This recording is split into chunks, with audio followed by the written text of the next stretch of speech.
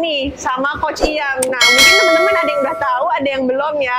Coach Iyam ini dikenal sebagai Coach Iyam Mindset. Iya. Nah, gue sih taunya Coach Iyam Mindset nih. Oh iya gitu ya? Iya, taunya Coach Iyam Mindset. Terus yang saya tahu nih, kalau misalnya kalian lihat bio profile Coach Iyam, itu banyak banget prestasinya. Ada 77 prestasi loh. Iya, totalnya ya. Totalnya ya Coach, ada 77 prestasi. Kenapa Coach menjuluki dirinya sebagai Coach Mindset gitu? Coach Mindset ya, itu berawal dari dengan penuh kekurangan sebenarnya teman-teman. Jadi dulu memang pernah, mungkin sedikit pendek ya, nanti kita akan coba gali di belakang-belakang. Benar, ya. Intinya dulu korban bulian, korban tsunami, pernah ngalamin amnesia. Hah, seriusan Mas? Bener, jadi pernah, yes, ada benturan dulu di kepala kanan gitu. Jadi dengan adanya banyak kekurangan itu, akhirnya jadi sesuatu yang membuat orang tuh mudah ngebully. Masalahnya masalah psikologis dan masalah fisik juga lah, nggak hanya masalah psikologis doang ya.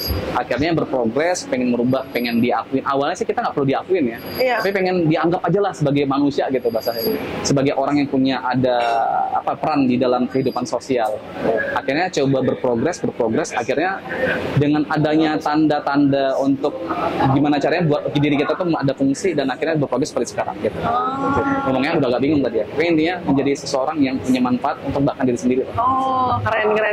Kalau misalnya teman-teman tahu, juara 1 dunia strongman ya? Yes. Strongman. Nama federasinya Static Monster Worldwide yang diadakan di 35 negara. Jadi kalian bisa buka website di Google, Static Monster Worldwide, itu nanti bisa dibuka di Google, dan buka aja entah tahun dan kelasnya ada kok. Oh, juara 1 itu tahun berapa tuh Coach? Itu tahun 2020. Waktu itu tuh ketemu karena ikut ini ya, kita rawar. Yes, rawar lifting 5 lifting ya. Powerlifting. Jadi strongman, powerlifting, bodybuilding. Nanti pokoknya prestasi Coach Iyam saya tulisin aja deh. Banyak banget soalnya. Iya sih, lebih ke ini ya, lebih kayak bilang serakah ya. Semua diambil enggak ya? Tapi enggak juga sih, ya? malah aneh loh, kayak biasanya kan orang biasanya pro di 1 sampai 2 nih Coach. 1 sampai 2 bidang, ini kayak udah 3. Coach Iyam bisa Muay Thai juga nggak sih? Iya. Tuh. Bela diri juga. Bela diri ya, apa aja tuh? Bela diri pernah prestasi di silat juga. Di silat. Ada yang tahu, ada yang enggak. Gitu. Pernah prestasi di bidang banyak hal. Kalau olahraga tuh ada di bela diri, ada di bukan hanya powerlifting aja ya, calisthenics juga. Kalau calisthenics sekarang lebih ke antusiasnya. Antusias. Belum kompetisi, Iya. kompetisi. Oh, baru mau. Iya. Rencana gitu. tahun ini nih Coach. Rencana tahun ini. Tapi kan dominannya adalah core-nya adalah bodybuilding. Nah, makanya bisa strongman itu karena ada kekuatan core di bagian bodybuildingnya secara sainsnya. Jadi makanya bisa ke strongman. Dan akhirnya merambah ke powerlifting dan calisthenics. Gitu. Oh gitu. Jadi bodybuilding dulu, strongman, powerlifting, baru calisthenics. Oh gitu. Doain aja ntar prestasi di tahun 2024 ada pertandingan yang bisa diikutin dan semoga juara. Amin. Soalnya kemarin udah banyak banget nih juaranya nih. Total juara ya. Menang, Fit Hub juga menang. Fit Hub itu kan berarti kayak CrossFit ya berarti itu. Kayak endurance kan. Itu juga udah beda lagi kan sebenarnya. Beda lagi. Luar zona. Iya, di luar zona. Tapi menang. Mindsetnya. Nah, mindsetnya nih. Terus pernah dipanggil ke acara Brownies juga kan? Brownies 2 kali. Iya, 2 kali ya. 2021 yang sama 2023. Pull up 2 jari. Mungkin kalau misalnya base di bodybuilding, menurut coach kayak apa sih yang coach suka dari bodybuilding ini? Apakah kayak seni memahat badannya kah? Atau apanya gitu? Sebenarnya secara umum sih bukan masalah. Iya, sebenarnya bodybuilding itu adalah seni memahat otot ya. Iya. Kalau misalnya kalau aku pribadi itu lebih menganggap itu sebagai sebuah seni, gitu. Tapi pengetahuan tentang bodybuilding ini nggak hanya tentang tarik dan dorong doang, tapi ada sains dalam. Makanya banyak kenapa tadi disebutin mungkin lebih dari 3 kali sains ya. Karena gara-gara bodybuilding yang baik dan benar, dan mungkin secara experience-nya aku pribadi itu membuat kita bisa melakukan apapun.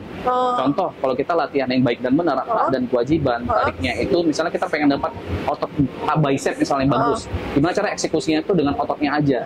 Ketika kita latihan otot yang baik dan benar, dengan kosong aja kita terasa sampai beban maksimal terasa, berarti itu kewajiban yang baik dan kita mendapatkan hak yang itu otot yang sesuai kemauan kita. Pada akhirnya kalau kita latihan baik dan benar, kita berhasil merusak otot dengan maksimal, menumbuhkannya dengan istirahat dan mungkin dengan protein yang cukup. Dengan perusakan otot maksimal maka strength-nya akan bertambah. Nah, latihan yang baik dan benar bodybuilding berarti melatih otot rangka. Ketika otot rangka yang seperti misalnya di tulang nih, kan kalau ada kan otot yang menempel ke tulang. Nah, itu otot rangka. Semakin kuat si otot rangka itu makan memperkuat sendi dan tulang juga. Makanya akhirnya bisa ngelakuin apapun, bahkan mungkin pernah pull up pakai 2 jari kan. Iya. Itu gimana ya, Coach? Yang lebih nggak masuk akal nanti kita coba dengan front lever pakai 2 jari. Saya ikut aja deh, coba saya belajar ya. Berarti Coach Iam sekarang latihannya gimana nih? Kan kalau bodybuilding udah jelas nih kayak splitnya apa. Nah kalau Coach Iam gimana tuh pola latihannya? Di-combine semua kah atau enggak? Fullnya tetap bodybuilding, tapi fullnya tetap bodybuilding. Eksekusinya dengan secara sains tadi kan. Kebetulan aku juga belajar biomekanik sama fisiologi kan. Jadi gimana cara memperkuat serabut otot satu aja itu bisa seolah-olah dinaikin gajah seolah-olah seperti itu, dan memperkuat si ototnya itu. Jadi gimana caranya memperkuat otot dengan baik dan benar. Balik lagi masalah sains dan otot rangka yang baik dan benar. Akhirnya dengan begitu ekspresi untuk bisa melakukan apapun, contoh latihan powerlifting. Dan teman-teman harus tahu, aku juara dunia itu belum dalam keadaan sakit lower back dan nggak pernah latihan. Powerlifting nggak pernah latihan. 2 kali. Rower 2 itu pernah ikut juara 2 tanpa latihan. Juara 1 waktu rower 5 itu latihan bodybuilding bukan powerlifting. Beda ya, teman-teman pasti tahu. Bodybuilding tuh latihannya nggak terlalu spesifik berat seperti powerlifting, tapi lebih ke konsen stres ototnya. Nah, tapi bisa melakukannya. Latihan calisthenics nggak pernah latihan calisthenics, tapi bisa melakukan calisthenics. Karena membiasakan latihan hak dan latihan otot, hak dan kewajiban yang baik dan benar secara anatomi, sehingga ketika melakukan apapun ototnya secara otomatis tahu siapa yang lebih berperan. Misalnya latihan front lever pakai 2 jari, kok bisa? Pertama, otot rangka di bagian seluruh badan ini kuat. Yang kedua, aktivasi dan koordinasinya juga akan bisa menyesuaikan. Front lever itu otot apa sih yang aktif badan secara anatomik, secara otomatis? Karena biasa melatih otot yang baik dan benar secara anatomik baik dan benar, sains, yaitu otot rangka yang baik dan benar, hak dan kewajiban. Jadi kira-kira langkah awalnya tuh apa, Coach? Kita ke calisthenics dulu. Latihan calisthenics, kalau aku pribadi, aku akan punya metode sendiri ya. Apa tuh? Powerlifting juga ada metode sendiri. Kalau strongman kan nggak ada yang buat metode di Indonesia. Jadi itu memang ada improve secara sendiri. Jadi di Indonesia aku punya 2 metode yang berbeda, calisthenics berbeda dan powerlifting berbeda. Jadi aku nggak pernah latihan full seperti calisthenics, tapi aku latihan otot rangka yang baik, sehingga ketika latihan calisthenics nanti mencoba untuk mengkoordinasikan aktivasi otot, mencoba melatih aktivasi otot untuk mensinkronisasikan koordinasinya. Misalnya kita latihan pull up itu sebenarnya latihan tuh apa sih yang ditarik? Kebanyakan orang kebiasaan itu tarik tangan doang, bagian forearmnya atau braci, dan ditutup dengan bagian bahu dan skapulanya. Gimana nggak coba kita kuatin ototnya melalui latissimus dorsi, latihan 40 dengan latihan ala bodybuilding, sehingga ketika kita latihan dengan otot rangka yang baik dan benar, kita membuat aktivasi kita mudah terkoordinasi. Ngikutin sendiri gitu ya? Iya. Jadi itu kita akan coba nanti ya. Untuk lebih singkatnya kita akan coba lebih prakteknya, tapi teorinya seperti itu dulu. Gitu teman-teman. Ya udah, kita langsung praktek aja coba ya, Coach. Boleh. Ayo. Kita pertama latihan aktivasi dulu ya. Oke teman-teman, ini salah satu contoh. Sebelumnya aku mau nanya dulu sama Cynthia, latihan ini bertujuan buat otot apa yang lebih spesifiknya? Sayap nggak sih, Coach? Sayap tuh yang mana? Latissimus dorsi. Nice, berarti banyak banget. Kok cara mengeksekusi dia tuh tergantung angle. Bisa kenanya ke middle back, rhomboid, teres mayor dan teres minor, atau bagian latissimus dorsi. Gitu. Jadi yang kita fokuskan adalah ke bagian otot si latissimus dorsi, teman-teman. Contoh nih, kita ada bagian otot nih namanya trapezius, middle back atau misalnya trapezius bawah. Ya, ada bagian rhomboid, teres mayor minor, dan bagian latissimus dorsi. Yang kita targetkan bagian dominannya. Maka yang akan banyak terkoordinasi sebagian tuh bagian middle. Oke, kita coba dulu. Yes, kita eksekusi dulu. Coba cara mainnya Cynthia gimana? Tulang berikatnya dikuncikan ya, Coach? Yes, nice. Jadi ini memang harus dikunci ketika naik. Ketika naik, ini nggak boleh naik. Coba naiknya gimana, Cynthia? Coba dinaikkan. Atau di-loss-kan, coba loss. Nah, banyak orang tuh seperti ini nih. Itu nggak boleh di-loss-kan. Harus tetap standby untuk dikunci.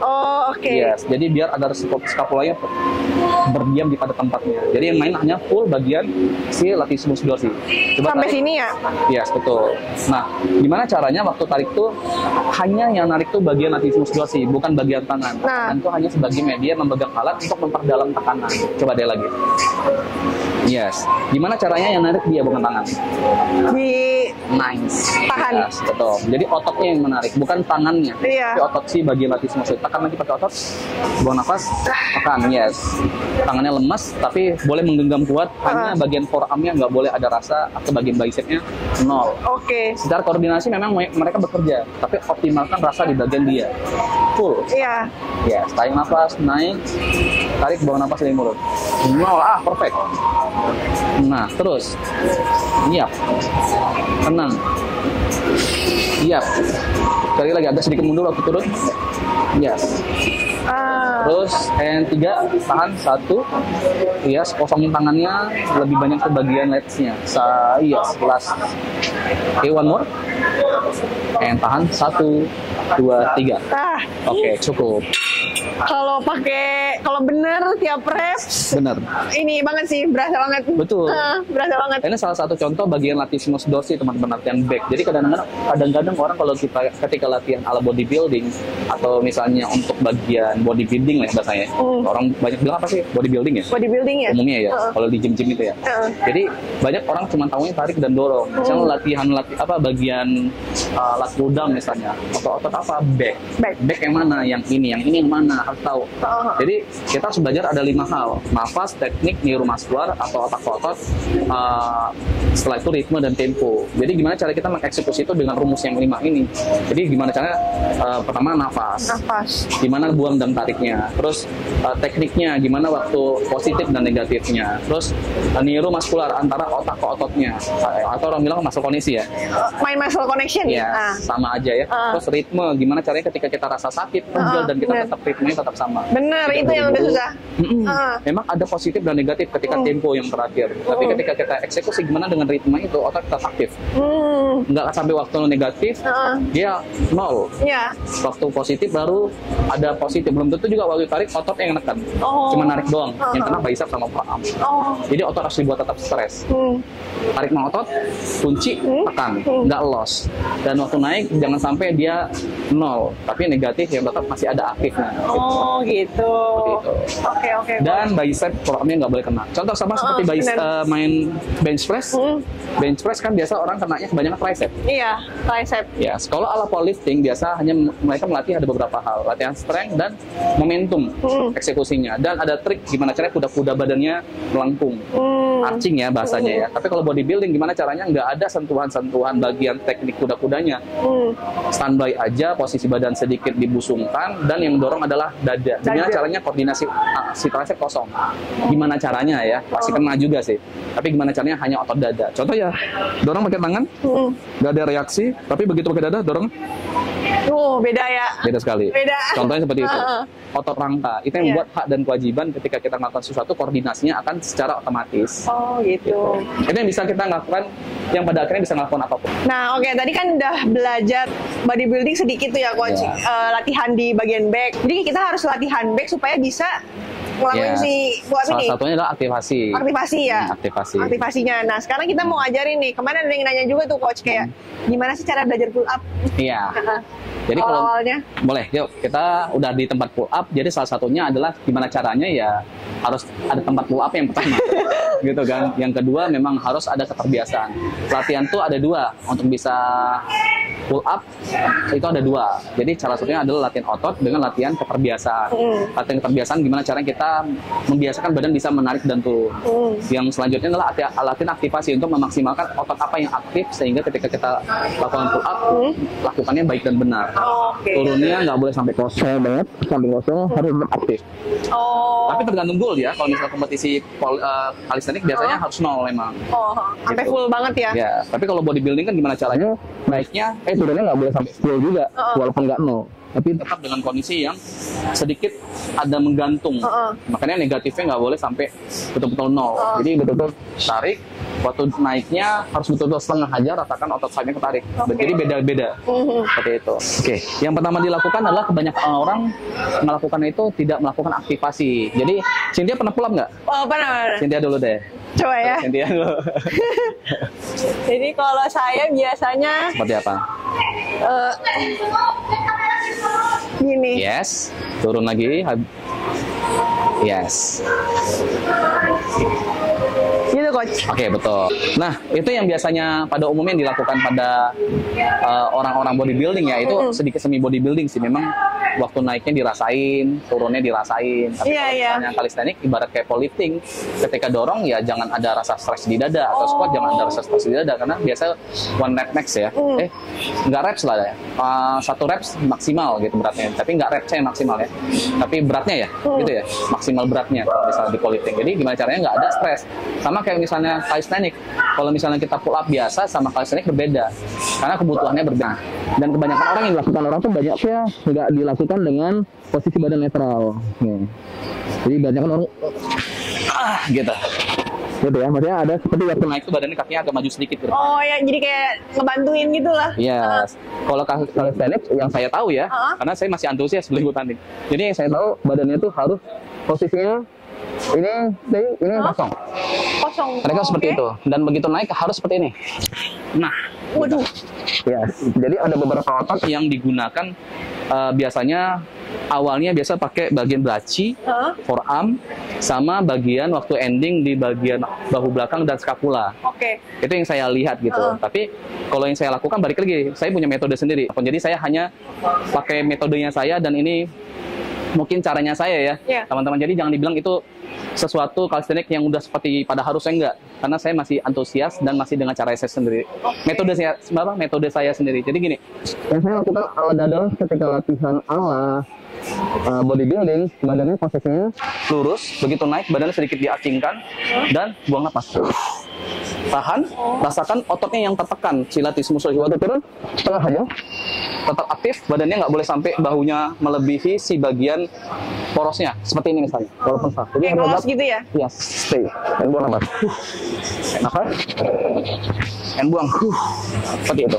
Ditekan ototnya, waktu turun masih dirasakan bagian sayap tertarik, dan waktu naik, latissimus dorsi yang ditekan seperti itu.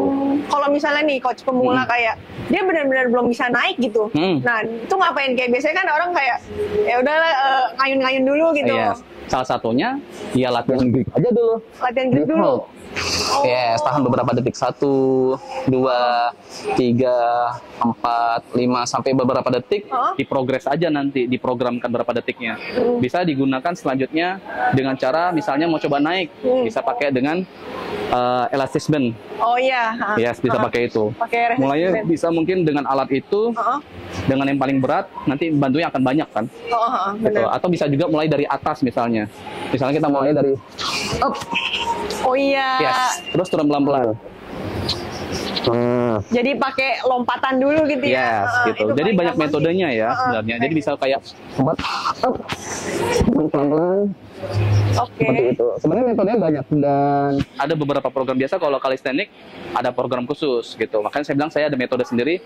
Tanpa latihan calisthenics bisa bercalisthenics gitu. Seperti itu Cynthia kira-kira. Tadi apa coach? Front lever ya? Front lever ya? Itu gimana? Saya mau cobain sih. Oke, teman-teman, pada umumnya kan kita melakukan front lever itu menggunakan semua jari ya, seperti ini ya. Nah, yang gua akan coba lakukan adalah pakai 2 jari. Mungkin tujuan untuk menunjukkan hal itu adalah bukan sebagai seperti eksistensi, tapi menunjukkan bahwa sains itu penting sekali. Yang gue lakukan adalah aku melakukan dengan melatih otot rangka sampai seluruh tubuh itu otot rangkanya menjadi kuat. Jadi tanpa latihan pun akhirnya bisa melakukan dengan baik dan benar. Baik dengan lakukan latihan bodybuilding secara anatomi baik dan benar, secara hak dan kewajiban, maka yang akan didapati banyak hal kualitas. Seperti ini. Jari. Nah.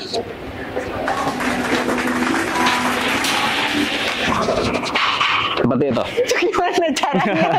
Caranya mindset. Ya. Nah, misalnya nih saya belum bisa apa-apa nih coach, pengen cobain itu gimana ya? Maksudnya kayak naikin badan aja susah gitu. Ya kalau front lever itu biasanya banyak hal ya. Misalnya dengan tangan, biasanya belajar dengan posisi kayak gini dulu. Gitu. Nanti baru 1, baru 2, baru gitu. Seperti itu. Susah banget. Oke, coba sekarang gue cobain nih ya. Ini pertama kali nih, mumpung ada coach yang rapatkan kakinya dan gimana caranya seperti membentuk mau posisi ke atas. Yes. Nah, gitu aja dulu boleh. Gitu dulu coach. Mungkin lagi. Yes. Tapi gitu nahannya tuh susah ya coach? Bener. Yes. Nah, ini kan posisi awal. Progresnya adalah gimana caranya kaki menyentuh Oh, jadi kayak ini dong, kayak totu bar. Iya, betul. Ini tahapan selanjutnya. Oh. Tadi awal. Progresnya berarti Kayak gini. yes. Oh, oke. Ya. Betul. Jangan nungguin, nggak bisa. Kalau bisa durasinya 35 jam kok. Ya, makanya ya balik lagi ke situ ya. Iya. Coba. Sekali lagi ya. Yes, di hold. Gampang. Dipakai 2 jari ya, di hold ya. Nah, seperti itu. Di mana 2 jari ya? Iya. Ada beberapa hal yang harus kita utamakan adalah sainsnya. Gimana cara melatih otot hak dan kewajiban. Melatih otot secara anatomi baik dan benar.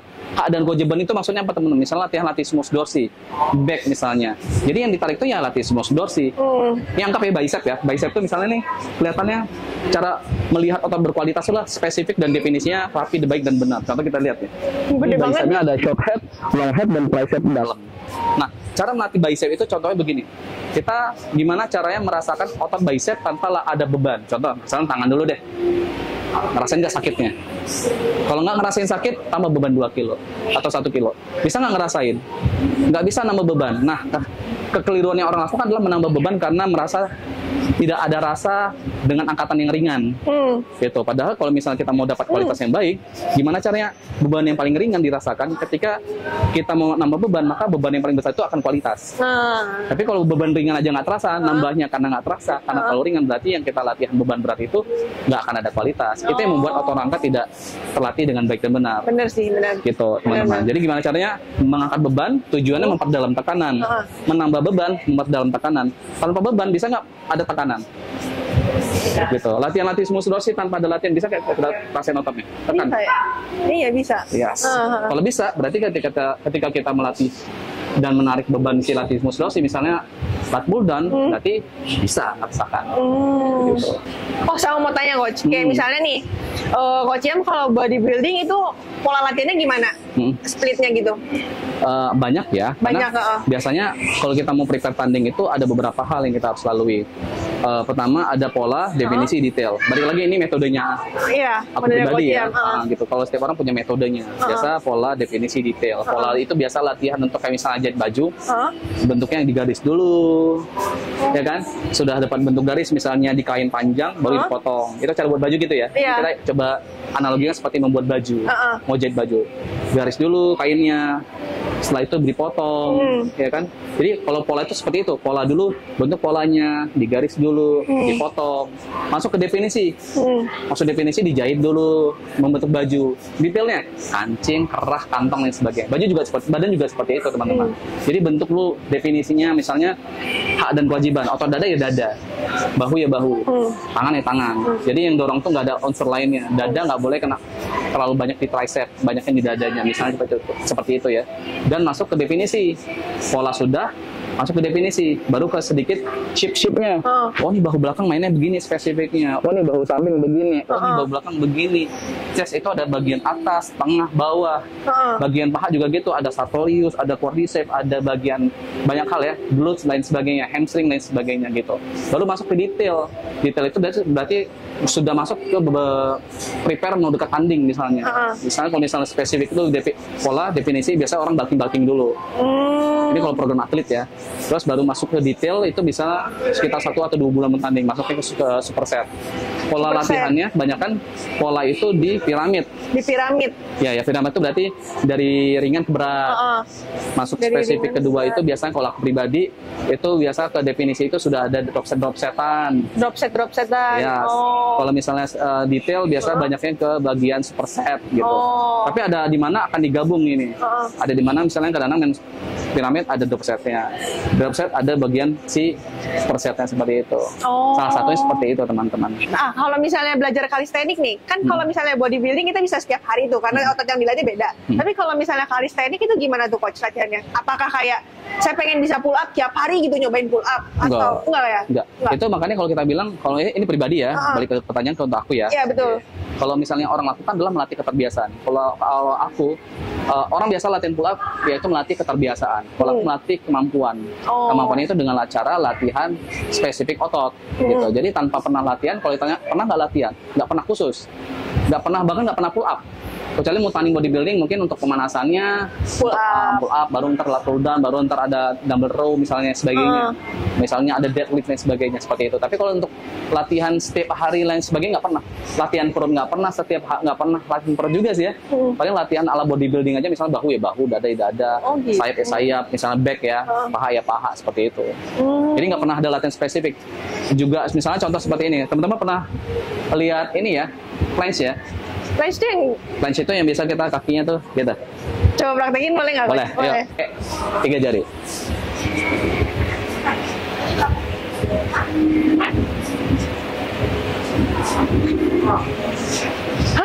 Seperti itu teman-teman.